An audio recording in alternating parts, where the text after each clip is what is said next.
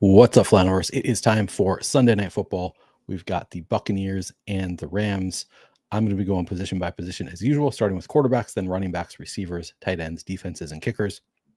Taking a look at coach speak, defensive matchups, usage trends, all of that good stuff. While you're coming in, please do like the video and subscribe to the YouTube channel if you are not already subscribed.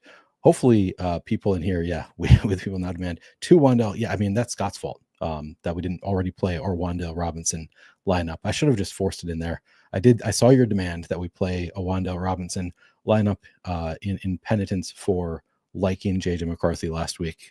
We did not play it. I have some, but could have used more Wandale on this slate. Could have used a lot more Jameis Winston, who I liked throughout the week and ended up with 1%, just ended up going elsewhere. Way too much Drake May on the main slate. Way too much of the Patriots in general. Just needed one more of them to hit outside of Hunter Henry, and it would have had a nice day, I think. But really, it was just Hunter Henry. It was kind of brutal. All right, let's get into it with the quarterbacks. Actually, let me pull up my notes here on the quarterbacks. We will start with Matthew Stafford is 10,800, leads a Rams offense ranked 4th in pass rate over expectation. He'll face a Bucs defense that has allowed the 14th most schedule adjusted fantasy points per game to quarterbacks. So throwing quite a bit. Decent matchup, not like elite matchup. I think we kind of know what we have in Matthew Stafford. He's going to get a fair amount of ownership. Here, let's see what we have for the ownership. Projected for 48% flex ownership, 19% captain ownership. That does seem like too much for Stafford at captain. I'd rather go elsewhere, but happy to get him in the flex. You can see I'm a little bit underweight here, both in the flex and at captain. That seems fine. He's getting a fair amount of ownership. He doesn't really run the ball. When you do play Matthew Stafford, I'm going to want to be stacking him up regardless of where he is in the lineup. When I have him in the captain spot, I want to have a multiple stack with Matthew Stafford. Who did Dak throw the touchdown to? I had the eliminator. We're in the top 100, top 96, I think, out of 196,000 entries initially in the eliminator. And it looks like I'm going to get knocked out this week. The only way I could possibly survive this week is a big game from Dak and CD, and Dak is looking okay. CD has been getting better, but I'm kind of down by a lot, so it would take a lot in the fourth quarter for me to even have a chance, and then I would need Kate Otten tonight, so kind of unfortunate there for me. So cheering for Dak and CD Lamb, but it's a pretty big long shot at this point. My only remaining player that my opponent doesn't have is Kate Otten. Seems tough. On the other side, Baker Mayfield, 10,600, projected for 44% flex ownership, 8% captain ownership. Using those numbers, I got to 50% in the flex, 10% at captain. So he's just getting lesser ownership than Matthew Stafford and looks better as a result. This is kind of how I want to play too. I'm slightly over the field in the flex, slightly over the field at captain with Baker Mayfield. I think that makes sense. I would still want to stack him up. He does have a rushing touchdown on the year, rushes for about 20 yards per game. Obviously can spike with a game where he rushes for 30 and a touchdown. It is possible for Baker Mayfield. You still probably want to have him stacked up in almost all of your lineups, and in the captain spot, typically going to want to have him multi-stacked. But I think you can get away with occasionally here and there just having a single stacked Baker Mayfield, and certainly you can consider the running backs to be stacking options, or at least Rashad White as a stacking partner as well. I think that's all I've got to say about the quarterbacks. We can move on to the running backs. Steelers heavy. Yeah, that one could have been a big game for DK Metcalf. It looked like he had the early touchdown and then just didn't really got hurt. And I think that might have contributed to DK Metcalf kind of falling off for the rest of the game. But yeah, that one not quite what you wanted out of that stack. Oh, Dak, it was a rushing touchdown. I had to look it up. Dak rushing touchdown for the Cowboys. That's fun. If they score 2 more touchdowns, connections to CeeDee Lamb, then I'll be hopeful. All right, moving on to the running backs. How did you guys do today? Did you have nice days? I had so much Hunter Henry. Like, it feels like my day could have gone a lot better, but the problem is I had so much of Stephon Diggs and Drake May and Keyshawn Boutte and Mac Hollins and Pop Douglas and just everything else that went wrong. I did have a fair amount of Jahmyr Gibbs, but so did everybody else. I was under the field on Wandale. Just not my day. At running back, let me pull up the bell cow report here. Also take a look at the defensive matchups. And for the bell cow report, I'm just going to look at weeks 8, 9, 10, and 11, which would be the 3 games after the week 8 bye for the Rams, the 2 games after the week 9 bye for the Bucs, which I think is kind of the relevant size here, the relevant sample that we need to look at here. So I'm just going to pull that up for both teams.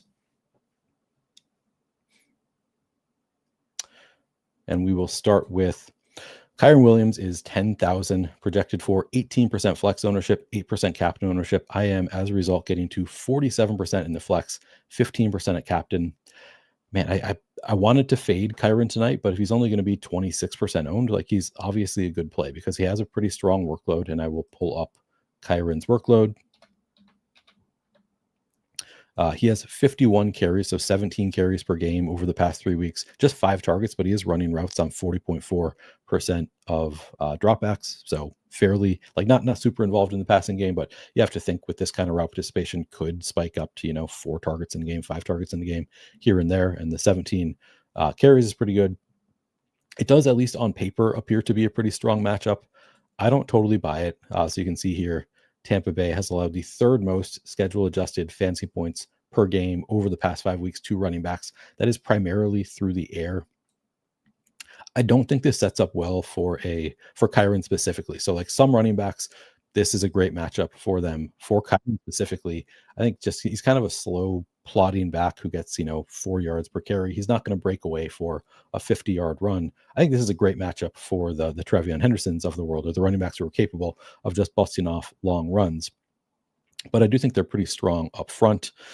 So I think that it's actually a deceptively not great matchup for Kyren. If the field is not going to play much Kyren Williams, I think it makes sense to get to a lot there. I might cut back here a little bit, but we'll see what I get elsewhere. Blake Corum, 3,000 projected with 32% flex ownership, 1% captain ownership. I got to 43% in the flex, 4% at captain. Blake Corum also a fairly strong workload over the past 3 weeks, 34 carries, just over 11 carries, 2 targets on 16% route participation. So, if you're going to get over 10 carries as a $3,000 running back, that's a pretty strong workload. Obviously has the engine upside, as like most backup running backs do. We don't have the usual backup running backs that I love playing on showdown slates, where, like, nobody's playing them and they have a ton of contingent upside that people don't account for, I think, because here all of the running backs are going to be involved.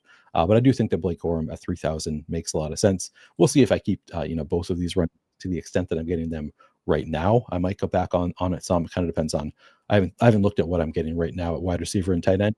I might get to some of those plays and lose some of this, but I think both look like objectively pretty strong plays at ownership.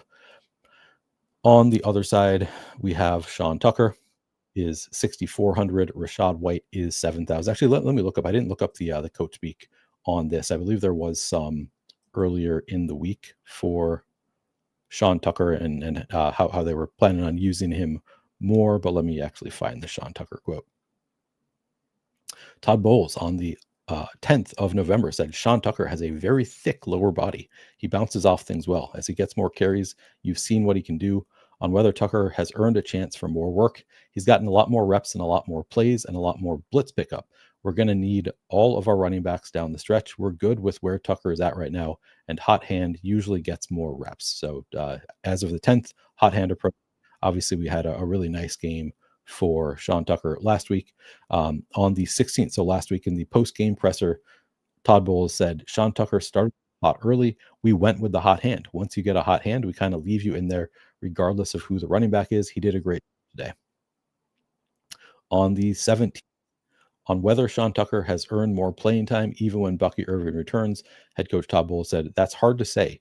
We go with the hot hand. We've got 3 good backs and we play them all and we rotate them all.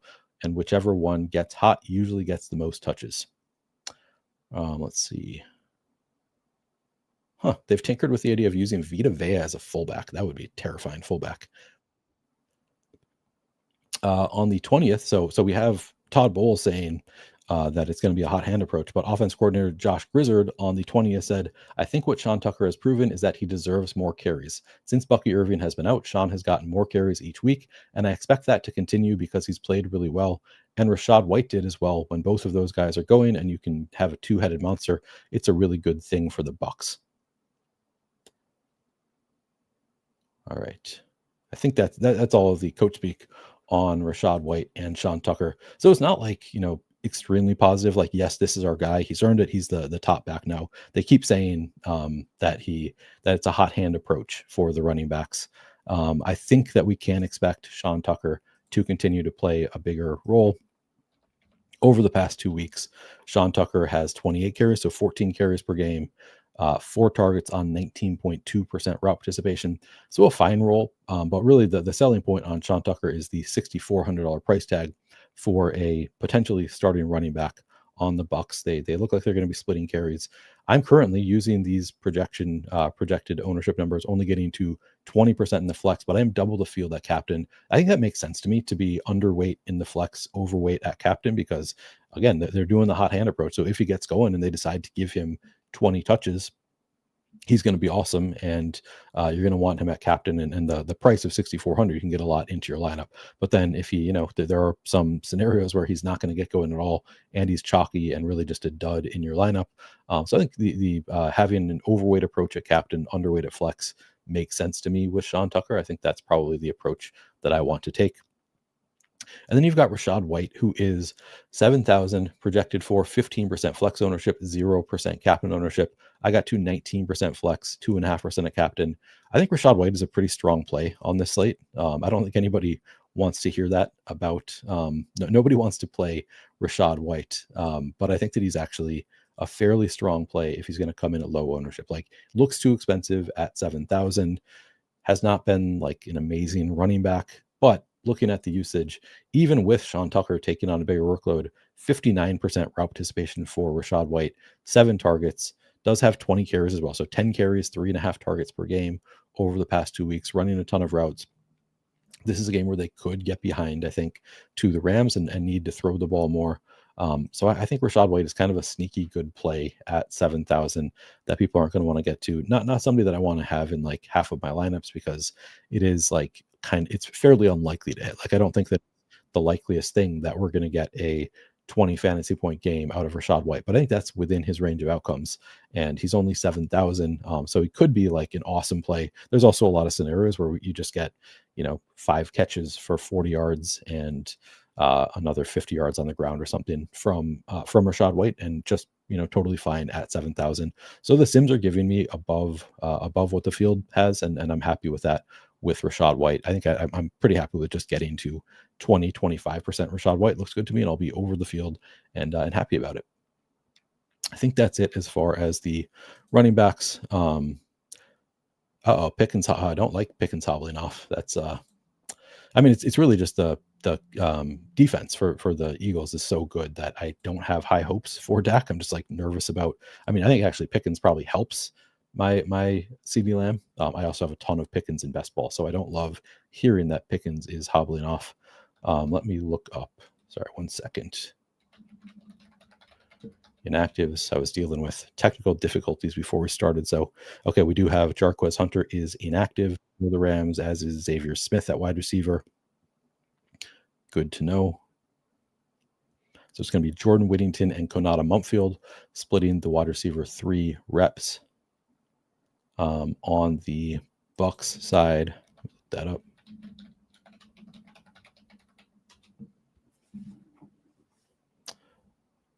Yeah, Bucky Irving inactive. No surprises from the Bucs. Good. All right. So we can continue. Don't have to worry about playing any Jarquez Hunter. I probably was going to play Jarquez Hunter anyway. Ben Snappin asked for single entry advice, a low owned captain.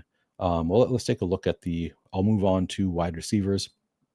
Curious to see where they have the ownership. Okay, so they have Ibuka at 10%. I think I've seen him lower elsewhere. Let me go find that.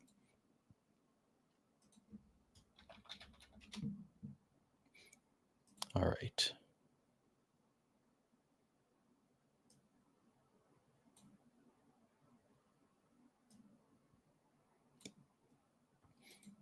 So we're going to go to DraftKings.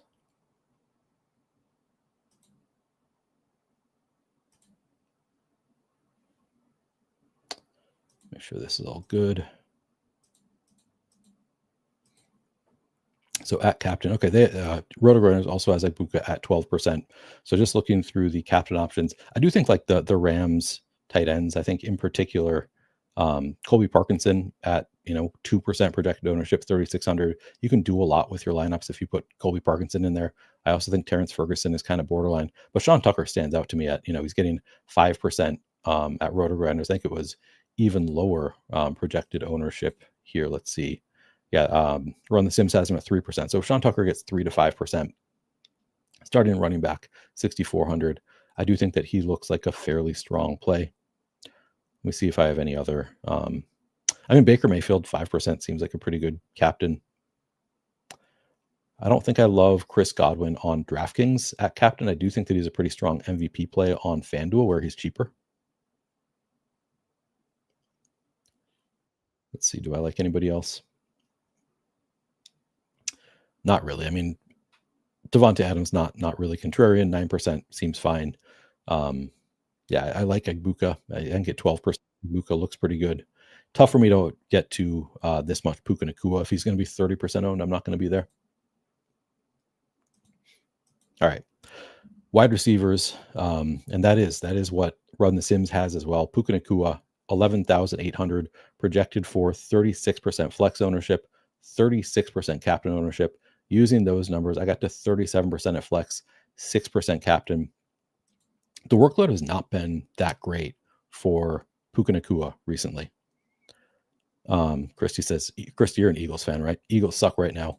Yeah, I mean they are they giving it up? Is Dallas doing anything? Are they sucking bad enough that Dallas is actually doing anything? That's the real question. But Puka Nacua, like the usage has been surprisingly not amazing recently. I think people still have it, remember the early season where it's like, okay, you're going to get 12 targets per game for Puka Nacua. And that just has not been the case recently. Oh, sorry. Before I get into the wide receivers, let me just read off the schedule adjusted running back stuff. And I'll just go find my notes rather than trying to count these numbers. Kyren Williams facing Bucs defense has allowed the third most. Okay, I did read that off. It's a really strong matchup on paper for Kyren Williams. Again, I don't think that it's actually as good for Kyren as the on-paper matchup. Maybe I'm wrong, but that's just my read is like they have a pretty good defensive line. Vita Vea is really good. They can like stuff the run at the goal line, which is kind of like what Kyren Williams is good at. But then if you have a speedy back that can get past the defensive line, they can put up some big points. Is my read on the Bucs defense. I could be wrong about that, but I don't think this is actually as good of a matchup for Kyren Williams as it appears on paper. And then the Rams defense has allowed the fifth fewest schedule adjusted fantasy points per game over the past 5 weeks to running back. So not the best matchup for Sean Tucker and Rachaad White. But it's a single game, so it's not going to scare me off playing them. As far as the receivers, Puka Nacua, starting with the Ram side, the matchup, Bucs defense has allowed the 11th most schedule adjusted fantasy points per game over the past 5 weeks. So it is, at least on paper, a pretty strong matchup here for Puka Nacua and the Rams receivers. Let's see here. How is it for slot? Yeah, pretty decent matchup for slot receivers and out wide receivers. But again, Puka Nacua just getting a ton of ownership, and you actually look at his workload since the bye. 9, 10, 11.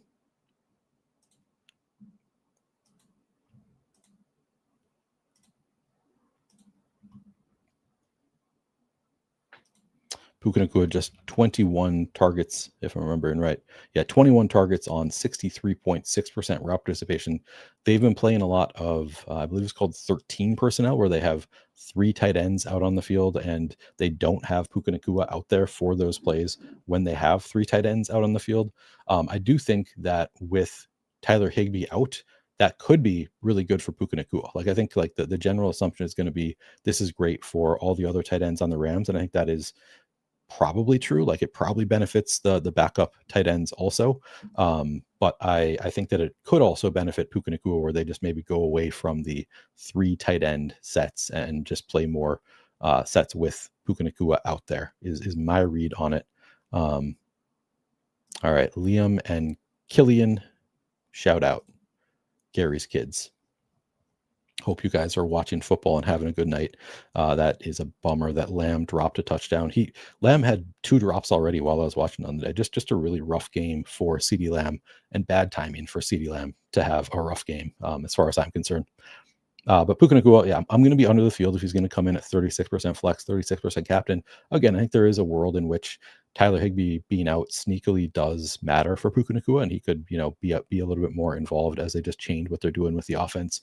But if he's going to be 36% a captain, I want to be underweight. I don't know that I want to have 6%. Like, this is a pretty big risk, because there's he could certainly be targeted 10 times and catch 8 balls for 120 yards and a touchdown. But I do anticipate that I will be a bit underweight on Puka Nacua.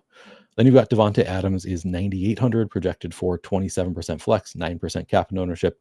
I got to 31% flex, 12% captain. So I'm overweight in both places. And I like that. I like Devontae Adams. I think he's a really strong captain option at 9,800. You're 2,000 cheaper than Puka Nacua. Over the past 3 weeks, Devontae Adams has 22 targets, so actually out targeting Puka Nacua and running more routes, 74% route participation for Devontae Adams over those last 3 weeks. Looks like a really strong play, lower ownership than Puka as well. Beyond those two, you've got Jordan Whittington, Konata Mumpfield. Whittington, 2,800 projected for 13% flex ownership. Konata Mumpfield, 600 projected for 3%. I got to just 5% of each of them. It's tough. I mean, again, looking at the past 3 weeks, Jordan Whittington, just 1 target, is running routes, 36% route participation, just 1 target in those 3 weeks. And then Konata Mumpfield, also just 1 target, 18% route participation. Now let me look at the route share report again, see if anything stands out there. Oh, Whittington, I think Whittington got hurt in week 10. I think he hurt his back. I know he was dealing with some back injuries, or maybe came into the game injured. But regardless, I think that this is kind of a sort of promising signal here that he had the 1 game where he dropped significantly in terms of route participation. So my guess is that most games he will be running, 50% plus of routes. Still tough to get a ton of targets when you've got Devontae Adams and Puka Nacua on the field. He also, I guess, could benefit from Higbee being out, maybe running more 3 wide receiver sets. So I think Whittington maybe kind of a sneaky strong play here. He probably does get more involved here. We do have Xavier Smith out, so we're losing these routes at wide receiver. That's good to see. He picked it up when Whittington was down in week 10. And then Konata Mumpfield also up to 32% in week 10. He only ran 4% of routes last week. I don't know that we can expect that much more, but again, we do have Xavier Smith out this week. Maybe that benefits Konata Mumpfield a bit. But I think Whittington, he's getting 13%. I think I'd actually like to be over the field at 13% at 2,800. So I'll probably give a boost to Jordan Whittington and get to a bit more there. On the other side, we have Emeka Egbuka and the Bucks. Emeka Egbuka, let me find my notes. Rams defense has allowed the 14th most schedule adjusted fantasy points per game to wide receivers over the past 5 weeks. So it has also been a decent matchup for receivers over the past 5 weeks against the Rams. Emeka Egbuka, let me find his usage. So the Bucks had a bye in week 9, and then the 2 games since then, 22 targets for Emeka Egbuka, 94% route participation. So this is what I love about Egbuka is I think this is the usage that people think Puka Nacua has. Egbuka is actually getting it. 11 targets per game over the past 2 weeks, 94% route participation, and a fine matchup for Egbuka as well. Now, I think Chris Godwin, who knows how much that's going to eat in. I don't know how much Chris Godwin is going to play. Actually, let me read the coach speak on Godwin, because that actually is going to affect everybody here. So let's see. I know they said he's going to be on a limit. I'm not sure if we got any kind of better information than just he's on a limit this week. I don't know that we got any kind of specific limit, but let me see. Yeah, just he's definitely trending toward playing. Chris Godwin is extremely smart. He's great in the run game and pass game. He's a heck of a blocker and he's a heck of a receiver. He has great hands and he's reliable. He's one of those guys that knows how to get open when Baker Mayfield starts to scramble and Baker finds him and trusts him. So nothing that I'm seeing on in terms of what the limit actually is for Chris Godwin based on, projections around the industry. I think we're expecting Godwin to not be super involved. Okay. Oh, here's something. This is from the 20th offensive coordinator, Josh Grizzard, said on how much of a workload Bucky Irving will be able to handle when he returns. He said, it's kind of the same thing for Buck and Chris. These guys haven't played in so long. To be able to think that they're going to go out there and play 50 or 55 snaps would be unfair to those guys. We'll see how much they can handle, get them in there on the plays that are really critical and let them build their play strength and get their confidence back up to get back to their top shape. Honestly, that doesn't seem all that bearish to me. Just like, yeah, like I think, we can't play in 50 to 55 plays, but like that's almost like would even be playing 50 to 55 plays on a normal game. Let me look at the inputs here. We're projecting them to run 62 plays. So, I mean, I guess that's probably not going to expect him to play 85% of the snaps, but maybe he plays 70% of the snaps and he's running routes on all of them and they're going to use him, it sounds like in important situations, which to me would be red zone.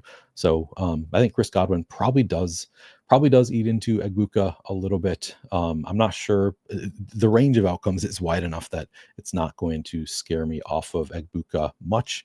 Just a little bit, just because the workload has been so good. I think they're going to continue to use Egbuka as the number one receiver here, most likely. Again, 22 targets on 94% route participation over the past 2 games. And for Egbuka, we haven't projected for, Run the Sims hasn't projected for 36% flex ownership, 10% captain ownership. Using those numbers, I got to 32% in the flex, 26% of captain. That looks great to me. I'm right with the field in the flex, slightly under the field in the flex, well over the field at captain. That seems perfect to me for Emeka Egbuka.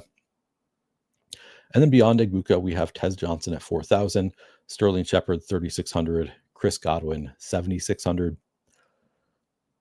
This is interesting. So let me look at the route share report. Tez Johnson, Sterling Shepard, Chris Godwin, and then I actually am getting to Ryan Miller and Cameron Johnson as well.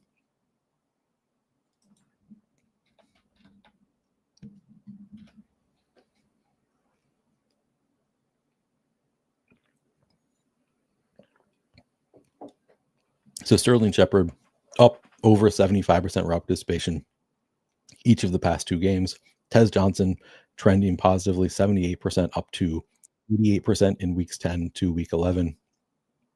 And then you've got Cameron Johnson didn't run a route last week. Ryan Miller ran 6% of routes. I don't know that I need to get to anybody outside of Shepard, Tez Johnson, Godwin, and obviously Egbuka. So Godwin at 7,600 projected for 6% ownership. Okay, I did get to 13% in the flex, 1% of cap. I'm glad to see that. I was thinking I have some interest in Godwin just because the coach speak to me doesn't make it sound like he's only going to run 15 snaps. Like it sounds like he could run 40. They say he's not going to run 50 to 55, but who's to say that they don't get Godwin out there for 40 snaps, including all of the red zone work. So Godwin, I think, is my next favorite after Emeka Egbuka. If he's only going to be 6% owned, and I'm glad I'm getting to a little bit of captain at least. And then outside of Godwin and Egbuka, let me actually look at who was running what routes in the weeks that Godwin played. Was everybody healthy? Yeah, Evans is out. We had Shepard, Tez, Egbuka all there. So we can look at weeks 4 and 5.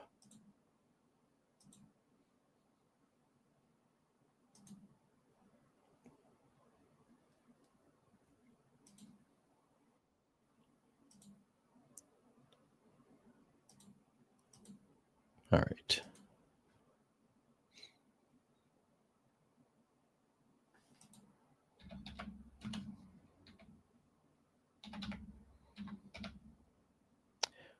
In the 2 games, Godwin was active. We had Sterling Shepard ran the 3rd most routes of the receivers. It was like Buka ran 84%, was targeted 17 times, Godwin 78%, 13 times, Shepard 56%, 9 times, Tez Johnson 34%, 5 times. In terms of the routes they were running, it was Godwin ran 58% out wide, 42% in the slot. Okay, that's interesting. So he is running kind of all over the place. We have Egbuka running 70% out wide, 30% in the slot. Shepard 48% in the slot. Yeah, it's tough to get a read on what they're going to do. Like, are they going to go back to exactly what they were doing last time, or has Tez Johnson earned a bigger role in the offense? I guess I would think that it's probably Tez Johnson is going to play more than he did in weeks 4 and 5 when it was 27% up to 42%. I think probably he's going to play a bigger role than that and maybe cut into Sterling Shepard a bit. So we've got Tez Johnson is 4,000 projected for 27% flex, 1% captain. I got to 21% flex, 5% captain. That seems fine. Shepard 3,600 projected for 10% flex. I got to 43% flex, 3% captain. That seems a little bit too much to me, just because I'm not totally convinced that Shepard is going to be the wide receiver 3 here. I think Godwin could play something close to a full-time role. Yeah, so I'm probably going to spread out my get rid of some of my Shepard exposure. I would like to, only 10% projected ownership. I would like to be over the field there on Sterling Shepard. Like, I think he's a strong play. I just don't know that he's a strong enough play that I want to have him in half my lineups. Yeah, I think Rotoviz has him projected for 7% ownership. Yeah, again, just looking at the 2 weeks, and it was basically this exact team is the sample size. Sterling Shepard was targeted 9 times, so 4.5 targets per game on 56% route participation.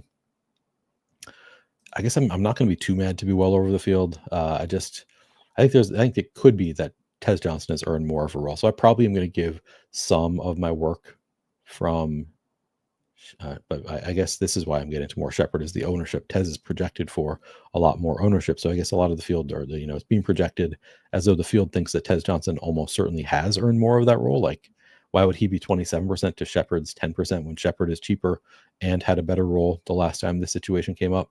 So I guess I like what the Sims are doing, which is giving me more of Shepard at lower ownership instead of Tez. I don't know. Well, I guess I'm not going to be too quick to try to get away from being well over the field on Shepard. I think this does actually make a lot of sense. I don't really think I need any Ryan Miller or Cameron Johnson, but they're kind of the classic. I guess I'm getting to 1% and 0.5%. So I'm fine with that. They're the classic. You hope for one play to pay off their salary. I think that's all I've got on wide receivers. I'm going to check in on chat. I'm curious if any of you have thoughts on what's going to happen with these wide receivers, because it is sort of a tough slate to get a read on. Tight end also is kind of a tough one. All right, let me catch up on chat.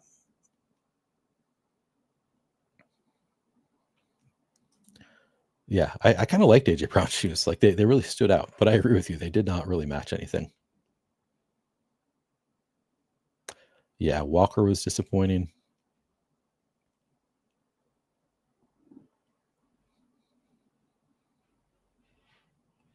Thank you, Sean. I can begin now that Sean's here. Yeah, please do like the video if you've not already done so. What the fuck is with your leg? What do you mean my leg? What are you talking about?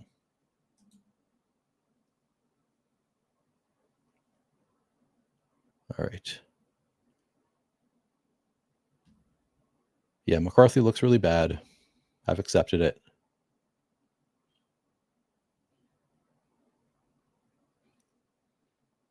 Sean also like it a tight end game here.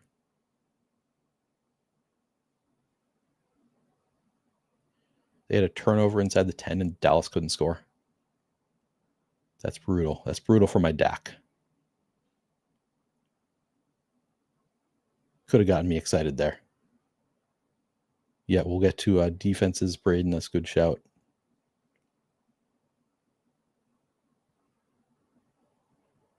All right. I can look at cornerback versus wide receiver matchups. Oh, you're talking about my calf. Yeah, it's doing a lot better. I actually ran this week for the first time. I jogged very, very lightly this week, and it did not act up. So that was really hopeful for me. Gary, I already did give a shout out to your boys. Rewind there. I'm like, is he trying to get me? Is this are these names curse words or something? No, I already gave a shout out. So check it out. Liam and Killian. Doesn't they just sound like regular names? Okay. Tight ends. Can all start with Cade Otton is 5,400 projected for 30% flex ownership, 2% captain ownership. Using those numbers, I got to 18% flex, 1% captain. So I'm under the field in both spots. That makes sense to me. Cade Otton, again, we have to consider that Godwin is back. And in the 2 games with Godwin, 71% route participation for Cade Otton, 9 targets. That's actually better than I maybe would have thought. 4.5 targets per game, not too bad. In the most recent 2 games, he has 17 targets on 81% route participation. So he's priced like for Chris Godwin being out. He gets worse with Godwin being back. That's what we know about Cade Otton is he will rise to the occasion when they really need him as a pass catcher, but most of the time he's running routes. He's not getting any kind of targets. So Godwin a little bit too expensive, I think, for his role. Or sorry, Otton too expensive for his role with Godwin back. If he's going to get any kind of ownership, which again, he's being projected for a fair amount. So yeah, I think it makes sense to be under the field on Cade Otton with Chris Godwin back. I'll still have some. I'm currently getting to 19% of Cade Otton. That seems fine. Payne Durham, Devin Culp, 400 and 200. I think kind of the only case you can make for either of them is they're cheap. Maybe they catch a ball. Maybe it's in the end zone, in which case you'll want them. Each ran 3% of the routes last week, not super involved, not very exciting plays. In part because on the Ram side, you have players that I'm much more interested in with Colby Parkinson, Terrence Ferguson, and Davis Allen, with Tyler Higbee now out. Now, Tyler Higbee was kind of the primary pass-catching tight end, or I shouldn't even say that. He was kind of the nominal starter for the Rams, and we can look at the route participation.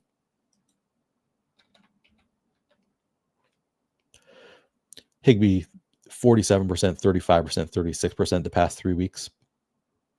I guess Colby Parkinson right there, 18%, 35%, 32%. Terrence Ferguson, 29, 35, 14. And then, wait, there's one more, right? They have 4 tight ends. Oh, yeah, I guess I read them. Davis Allen, 20, 21, 22, 7. Terrence Ferguson, 29, 35, 14. So they have three tight ends now that I think we can feel pretty good about playing tonight. Colby Parkinson is 2,400, projected for 24% flex ownership. I got to 17% flex, 2.5% captain. Terrence Ferguson just 1,600, projected for 32% flex, 2% captain. I only got to 9% flex, none at captain. I might try to boost that a bit because he's really nicely priced and probably should have a bigger role this week. But you still have 3 tight ends there, and it's hard to know exactly how it's going to break down. Davis Allen, 2,000 projected for 5%. I only got to 2%. I want to get to more than that of Davis Allen. Looking at their usage since the bye. In terms of targets, it's 9 for Colby Parkinson. So he stands out as just a really great play at his price. 9 targets over the past 2 weeks on 28% route participation. And Tyler Higbee opening up 9 targets on 40%, 39% route participation over the past 2 weeks. So I think that there is an opportunity for a lot more usage for the other tight ends. Terrence Ferguson also 7 targets over the past 2 games on just 27. Or sorry, that is 3 games. My bad. So over the past 3 games, 3 targets per game for Colby Parkinson. Just over 2 per game for Terrence Ferguson, 2 for Davis Allen. But you'd think that they all kind of get a little bit of a boost with Tyler Higbee out. So I think that the Rams tight ends look pretty good. All should be slightly more involved, I would think. As far as the matchup, though, it is, I believe, a really bad matchup for tight ends. Yeah, it's the worst possible matchup in terms of schedule adjusted fantasy points allowed to tight ends over the past 5 weeks. So that is worth noting. But at these price tags, I don't really care that much. I don't need them to be getting a ton of yards. I just need them to have, 4 catches. For one of them to have 4 catches to look good. So I don't know. I'm kind of surprised that I'm not getting to more of the tight ends, particularly Davis Allen at just 5% projected ownership. Seems like a pretty good backup tight end play for me because I think he could be more involved. Actually, I want to look at the the red zone targets also over this time. Just curious. We have 5 inside the 20 targets for Colby Parkinson over the past 3 games, 3 for Davis Allen, including 2 end zone targets for Davis Allen over the past 3 weeks. Tyler Higbee also 1 end zone target, 3 inside the 20. Those are going to open up to possibly tight ends. And then Terrence Ferguson 1 end zone target over the past 3 weeks as well. So honestly, they target the tight ends in the end zone enough, and now they should all get a little bit more usage. I don't know. Even in a tough matchup, I think I really like the Rams tight ends, but in particular, if Davis Allen is only at 5% ownership, he stands out to me as a very strong play. Ferguson, I guess, if you have him at 32% ownership, let me look at what RG has for the tight ends. Okay, they have Ferguson at 28%. Parkinson at just 15.5. I mean, if Parkinson comes in at 15.5, he would be an awesome play. Davis Allen at 2.5. He's also an awesome play at 2.5. I really like these tight ends. Like I think I'm going to go out of my way to get more of the Rams tight ends because I think they all should benefit somewhat from Tyler Higbee being out. And then you've got kickers and defenses. I didn't actually get a lot there. So I got to Chase McLaughlin projected for 20% flex ownership, none of captain. I got to 16.5% flex. Rams defense projected for 9% flex. I got to 20. Okay, so I did get a lot of the Rams defense. Harrison Mevis projected for 30% flex, 1% captain. I got to 0.4%. So basically none of the Rams kicker. Bucks defense 4,400 projected for 5% flex. I got to 3%. So I didn't get to a ton of the kickers and defenses outside of the Rams defense. Rams defense does look good. I don't know if I need to adjust much. Like I'm not usually super excited about playing kickers and defenses depending on the game, but like this does not scream at me as a game that I want to have a ton of the Bucks defense against Matthew Stafford or the kickers. I might try to spread it out just a little bit to get to some of Harrison Mevis and the Bucks. But generally, I think I'm fine with what I'm getting. I don't need to get a ton of the kickers and defenses here, especially if Mevis is going to be 30% owned. All right. What's up, JT? Eagles won, and we did not get a touchdown from Dak. Very sad. This is very sad for me. Would be extra $3,000 and chance for a lot more money if I had won this one. So that's a bummer. Yeah, Mevis and Butthead. I like that. Is that the nickname going around? Who's Butthead in this? The holder? All right. Oh, okay. I was like, because people do sometimes they give this name a shout out, and sometimes they're trying to get you to say things that you shouldn't say, but it's hard when to notice it. Just like prank calls back in the day, it happens. It happens to streamers. All right. Any questions? I'll start building up my lineups.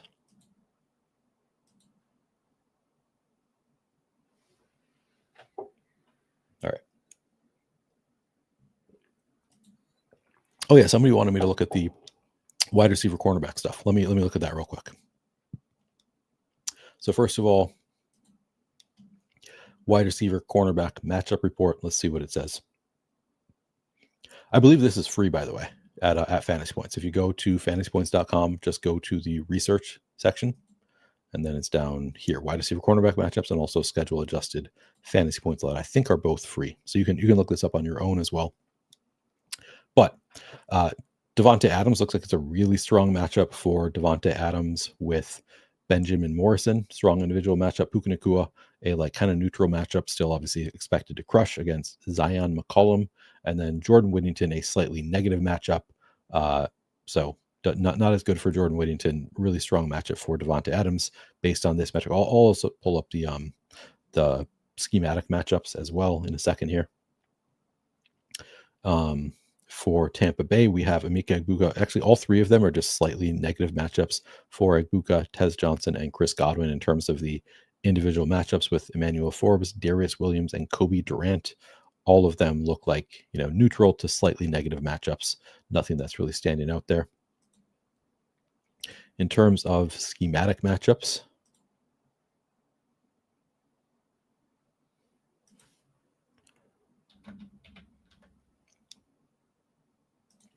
coverage grade. Now here it's the opposite. Jordan Whittington, a positive coverage grade, not by that much. Slightly negative negative schematic matchup for Puka Nacua and Devontae Adams. Both still expected to crush on a per route basis, so not a concern there. And then Higbee, the only tight end in there. I think there's a threshold for like number of routes run to make this page that none of the other tight ends made. As far as the Bucs go, a strong schematic matchup for Cade Otton, strong for Tez Johnson, slight negative for Emeka Egbuka, pretty negative for Sterling Shepard, and then Chris Godwin does not run enough routes to qualify for this. So make of that all what you will. I'm going to refresh, and we're going to start running some more sims.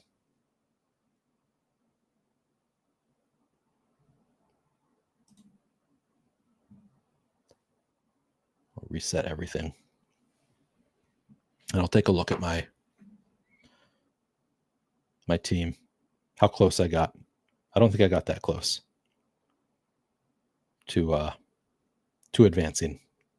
I think I would have against a lot of other teams. I happen to get very, very bad matchup for my team this week.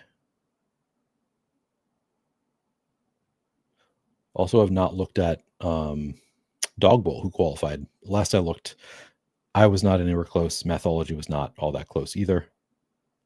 Man, I got within 13. Put up a big score, but not big enough. All right. As far as what I want to do here, let's see. So I do like Rachaad White and Sean Tucker a bit.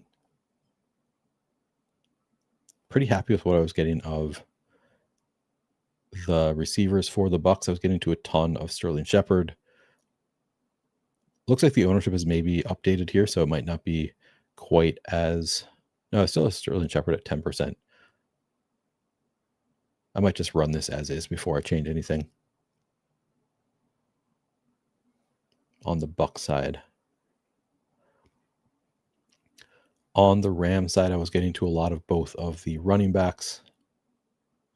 Good amount of Devontae Adams. I feel like Puka Nacua is probably not going to get 36%, so I'm actually going to cut that back. I'm going to take away some of Puka Nacua and give it to Devontae Adams because this seems like too big of a split. So I'm going to bring Puka to 33% and Devontae up to 13%. And then I think I like Jordan Whittington. All right, so here's I'm not getting to a lot of Davis Allen, Terrence Ferguson, Colby Parkinson, Jordan Whittington. I do think that I want to, so I'm just not getting to much of the Rams passing game. So I think I can just make a adjustment for the passing game in general. So I'm just going to move the rush rate down from 43.8% to 41%. I want to see if that's enough that I'm going to get to more of the tight ends, the Jordan Whittington. Yeah, let me try that.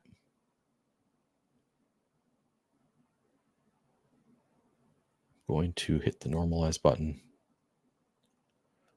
Not going to change individual players just yet. I'm going to rerun as is.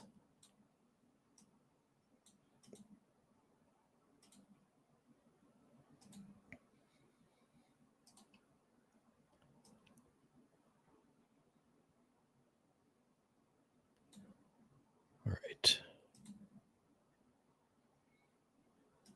Good. Fair FanDuel plays. Yeah, I can look at FanDuel while we're doing this.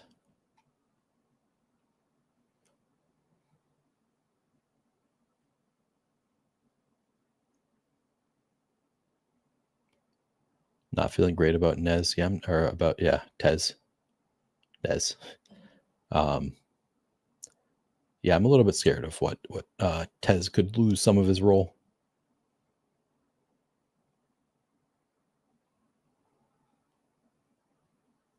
I think that it's likely that Sean Tucker gets more carries. I think that like based on the ownership, I like Rashad White. I'll have more of Sean Tucker, but I like Rashad White better relative to ownership, I guess is how I would break down that question. Like, I think Tucker's going to get a lot more ownership. People are way more excited about Sean Tucker. And I think Rashad White is, 50-50 to get more carries, or maybe slightly less than 50-50, but almost certainly going to get a lot of the passing game work. So there are some game scripts where we could get a lot of targets for Rashad White. So I think I actually prefer Rashad White overall.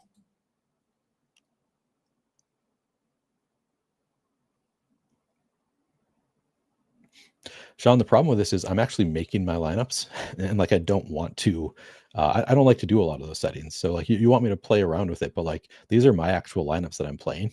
So I don't want to like mess with the lineups that I'm trying to make. Like say like, oh, I don't want to have any of this player captain because I'm doing a lot of lineups and I like to spread it out. So that's why I don't go in there to the settings all that often, is because these are the lineups I'm playing. So I want to get to the lineups that I, that are kind of spread out, not too restrictive. If you had to pick both quarterbacks tonight or no quarterbacks tonight, which one? Ooh, that's a good question. Probably both. Like I think they're two of the better plays on the slate. Probably don't like either of my captain. I mean, I guess we're getting low ownership on Baker, so I don't mind Baker a captain.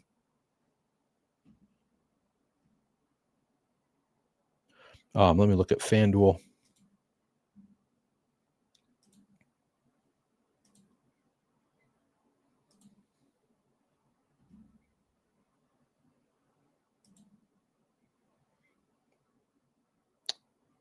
All right. FanDuel at MVP. Puka, the chalkiest at MVP, still just getting 24%, so that's not crazy high. Again, I like Puka quite a bit at 10% projected ownership for FanDuel MVP. Really involved, looks good. Devonta Adams, under 9%, looks great at MVP.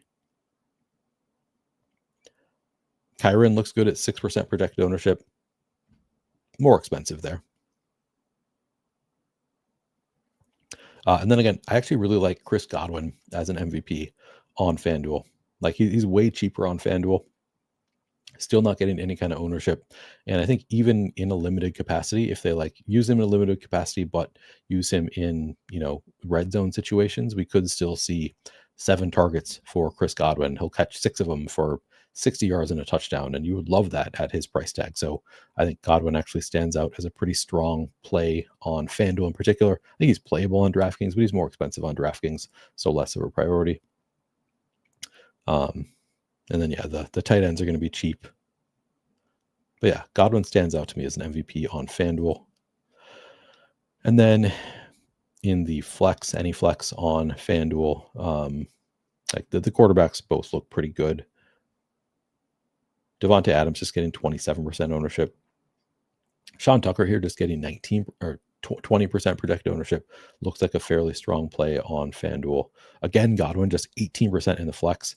If that's real, like I would love Godwin, even in the flex, like both plays. He's not getting a ton of ownership. He's cheap enough that I think his role, and he's talented enough still, that I think Godwin looks really good. Ferguson, 3,200, 16% projected ownership, looks good. Where are the other tight ends? Are they lower in ownership?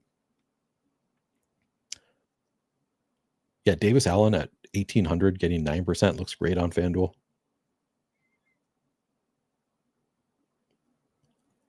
Mountfield is fine. Parkinson, 4,000, 12% projected ownership. That looks awesome. So yeah, I like the Rams tight ends on both sites. And Rashad White, 8,600, like even more expensive here.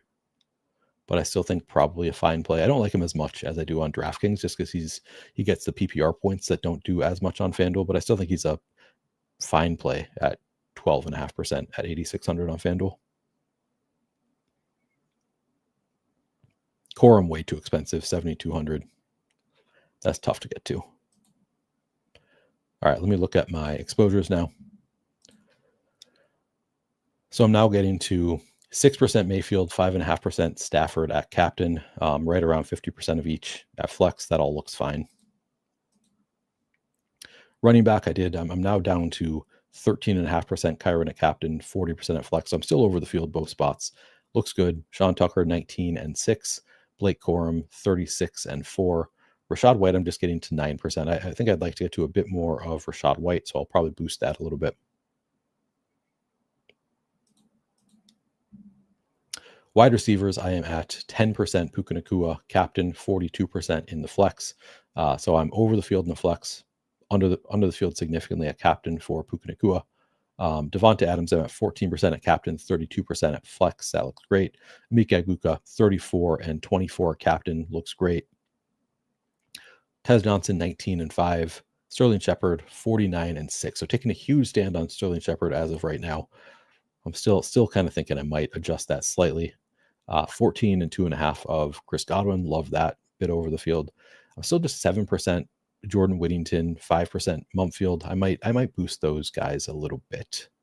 Who could I get rid of to get to more of Whittington and Mumfield? I also like the tight ends.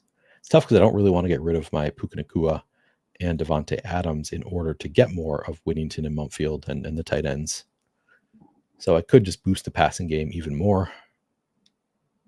It's just it's a dangerous game that I'm playing by doing that. Tight ends, 14% K Dotton. Happy to be under the field there. I am up to now 17% and 3 at captain of Colby Parkinson. So getting closer to where I'd like to be. 14% of Ferguson. He's projected to be pretty chalky, but I still like Ferguson. Davis Allen, I want to make sure I'm above the 5% the field is projected for at 2,000. He looks great. Still getting about the same of kickers and defenses. I'm maybe just going to leave that as is. All right, so I want more of the Rams passing game in general and more of Rachaad White. So what can I do here? I can move Sean Tucker's, some of the rushing share. I'm going to smart adjust. By the way, if you haven't already checked it out, you can get 50% off at Run the Sims using promo code Neil, 50% off your first payment on any NFL product, I should say. I'm going to move Sean Tucker down to a 48% rushing market share, Rachaad White up to 35%.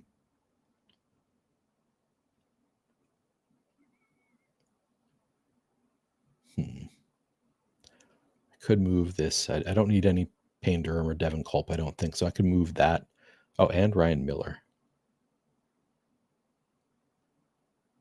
Oh, but I'm getting to a ton of Sterling Shepard and not much Tez. So I could move Sterling Shepard's market share down slightly, just to 10%. That should also help to spread some of my exposure to the Rams. Bring Tez up to 13.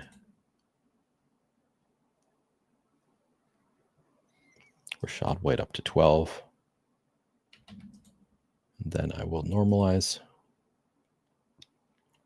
And then on the Rams, again, I want more of the passing game. So I'm going to move the rush rate down again to 39%. Will that be enough?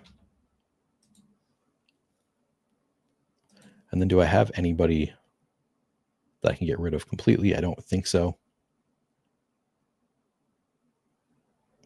I could move some of the running back share. I don't want to get rid of them completely, but let's see. I want to get to more Whittington. I want to get to more Davis Allen for sure. So I'm going to move Davis Allen up to. All right, let me think who I can get rid of. Get or lower there. So I'm going to move Kyron down to a 6% receiving market share. And Blake Corum down to 3%. Move Whittington up to 9%. Davis Allen up to 5%. That'll get me closer to where I'd like to be. Puka down to 29.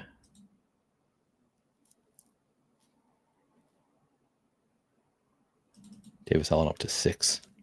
All right, I'm just going to try this in the interest of time.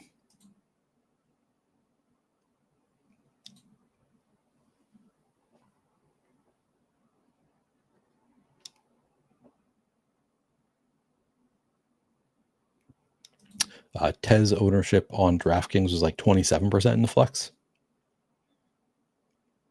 Parkinson MVP on FanDuel, that makes sense. Favorite low-owned captain on DraftKings, I think it's probably Sean Tucker at captain. So like I like Rachaad White better overall. Actually, Rachaad White actually makes sense as a captain also. Now that I'm saying it, like why not like him? But he's probably getting lower ownership on a captain also. So I think both of them look pretty strong. But yeah, it'd probably be low-owned Sean Tucker or Rachaad White. But then if not one of those, I do think Colby Parkinson as a cheap captain makes sense.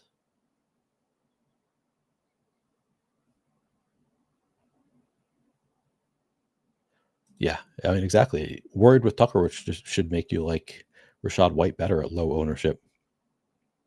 Which Rams tight end do I like the best? Colby Parkinson, I think, is like the one most likely to score fantasy points. I think Colby Parkinson is just a really strong play. It is a tough tight end room to break down, but I think like he's going to have the best role of the three of them. I think that Davis Allen is just like I like him from he's very contrarian perspective, and he does get end zone looks and could have a bigger workload. So I think like just like based on raw fantasy points, it would be Colby Parkinson. And he's still not getting crazy high ownership, but yes, Colby Parkinson number one for me. Davis Allen I do like as a contrarian option. And then Terrence Ferguson also like some positive coach speak. He's just getting a lot of ownership is the only issue with Terrence Ferguson. And I think he has a worse role than Colby Parkinson, and he's getting higher ownership by a lot than Davis Allen. So is Godwin limited? Yeah, they say that he's not going to run like 50-55 routes is what they said. It's just like yeah, you wouldn't, I'm not going to put him out there and have him running 50 to 55 routes the first game, but he didn't give like a specific limit on like he's going to be limited to 30 snaps today. So it's unclear to what extent, but they did say like we'll use him in important situations. So I'm thinking they're at least going to use him in the red zone, and I would suspect he has more than just that role. I think probably, once the game gets going, we're still going to see 50-60% route participation for Chris Godwin. I could be totally off. Maybe it's 20%. Like no idea exactly what the limit is, but because they haven't really told us anything. Yeah, Colby Parkinson's huge.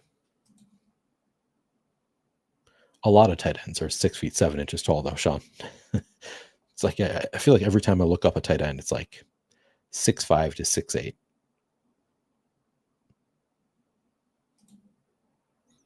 All right, let's see what I'm getting now. Actually, let me just download these first. I'm going to put these in so I have something.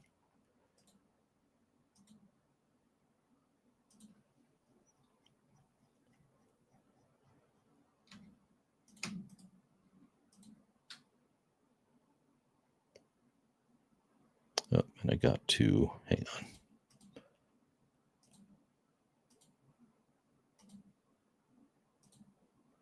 Download the other spreadsheet.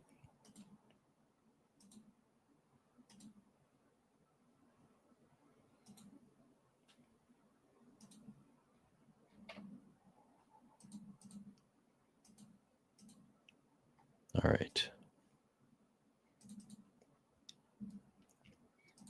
So looking at what I'm getting now, quarterbacks. Now I'm up to 8 and 7% at captain. So I've been pushing up my quarterback captain apparently a little bit. Not too much. I'm concerned. Around 50% of each at flex. So still liking what I'm getting there. At run, okay, I pushed way down my Kyren exposure by moving down his pass catching work and moving down the rush rate. I was kind of concerned that was going to happen. I get the Kyren play. I get why I'm getting a lot if he's only going to be 26% owned. I don't actually love Kyren in this spot. Wouldn't mind getting to more than 2% captain. Like if I could, I would push some of this flex exposure to captain for Kyren, I think. Okay, so after I pushed up Rachaad White, I'm only getting to 9 and 1% of Sean Tucker. That worries me. He is getting a lot of ownership. I might want more than I'm getting right now of Sean Tucker. Blake Corum, I'm down to 24.5, 2.5 a captain. Rachaad White, I'm way up to 29% and 2.5 a captain. I do like being well over the field on Rachaad White. So I'm kind of cool with that. Debating if I'm probably gonna go back and push up the other running backs a bit, but we'll see what I'm getting elsewhere, and if I have time to do any of that. Puka, I'm at 44 and 10.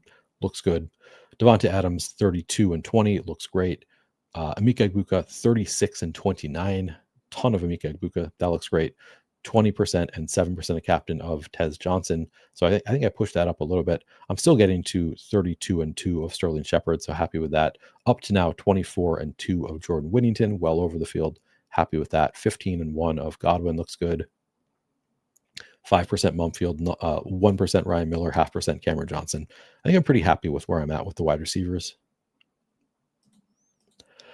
Tight ends, I'm at 13 and 2 of Kate Otten. Looks good. 22 and 3 of Colby Parkinson.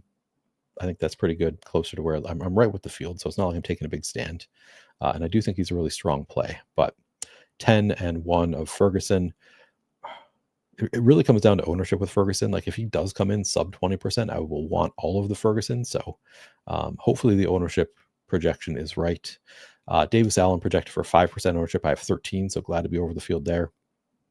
4% Durham, 2% Culp. That seems fine just because of their prices. And then not really getting to Harrison Mevis. I'm getting to 6% of the Bucks, 9% of Chase McLaughlin, 15% of the Rams now. All right, so do I want to change anything? Do I want to get to more of... I really do like the Emeka Egbuka play. I think the running backs is my biggest worry right now. I'm happy with the wide receivers. I'm happy with my quarterback exposures. It's a pretty big stand against Sean Tucker here, and I don't really have an anti-Sean Tucker stance, so I don't know. And I really cut back on my Kyron. I think I'm okay with that. If he beats me, he beats me. He's pretty expensive. I'm debating if I want to try to get more of Tucker and Kyron. Could get to more of all three of the Rams tight ends, frankly. Like I'd be okay with that. It's just what do I want to... Is there anything that I want to sacrifice to get to more of elsewhere is the question I'm asking myself right now. Possibly, like if I could set a limit of 20% captain exposure to Emeka Egbuka, something like that, and try to hope that it spreads to Kyron Williams, but that's sort of hard to like dictate where it's going to go.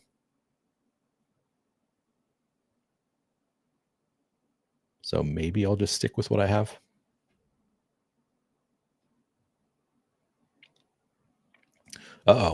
Everyone says I'm conflicted on the Rams kicker. All Sim saying to play him, not my Sim. My Sim is saying to not play him. My Sim is saying he's going to be crazy high owned.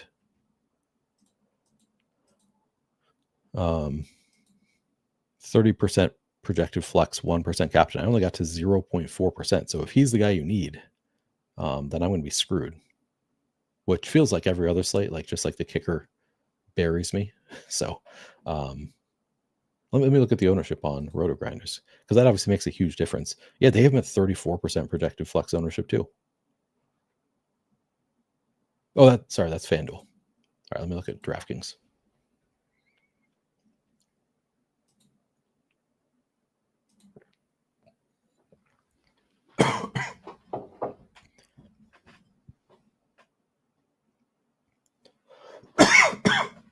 Excuse me. DraftKings, they have him at 1% captain, 22% flex. Okay. Much more reasonable. All right, let me see. Sorry. All right, can I get to slightly more there?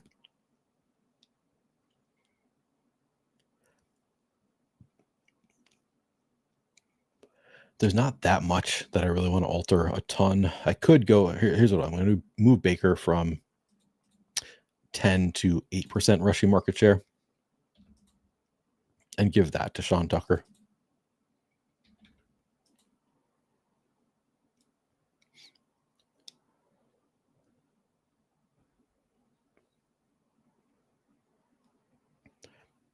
Maybe I bring Egbuka up to a 12% captain.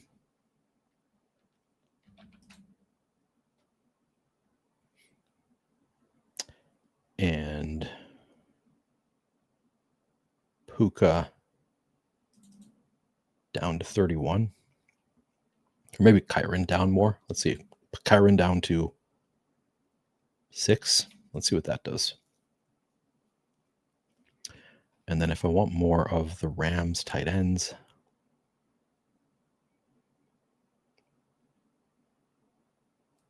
I can move Ferguson down slightly. Let's see.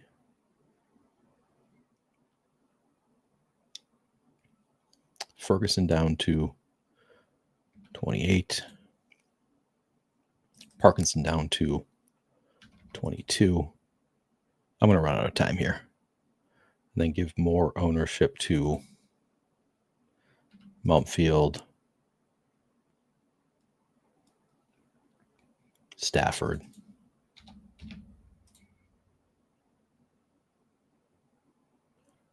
Culp, Durham. All right, let's see what this does.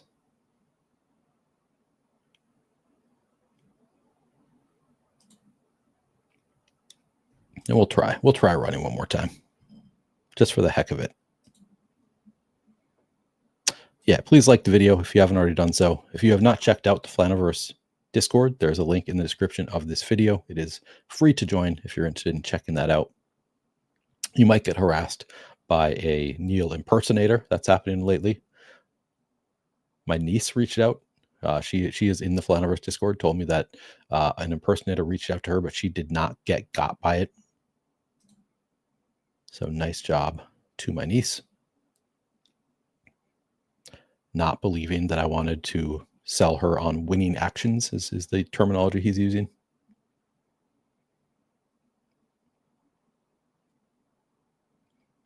Got 3 minutes till lock. Make sure you get your lineups in.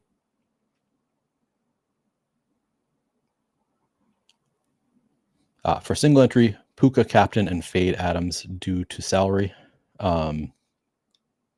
I think that's fine. Yeah, I think Puka is as likely as anybody to put up a huge score. He's getting a lot of ownership. But, yeah, no issue with that. As Sean says, Puka is mega chalk. Favorite Rams tight end, again, I think it's Colby Parkinson, just in a vacuum. The likeliest to see a pretty good workload here. Davis Allen, if you want somebody who's super contrarian. Yeah. Well, fake Neil has winning actions. Real Neil played a ton of Keyshawn Boutte today.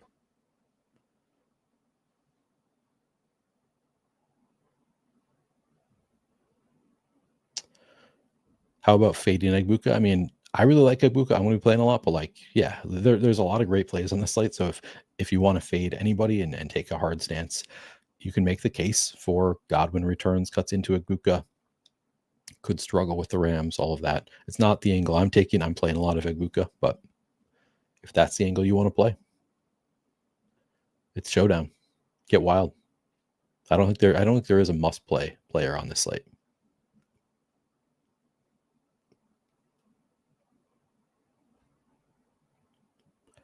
Got a minute.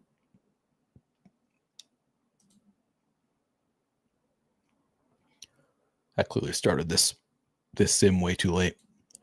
I thought too long about, do I actually want to run another sim? And I'm not even sure that I did. So I'm kind of cool with this not going through.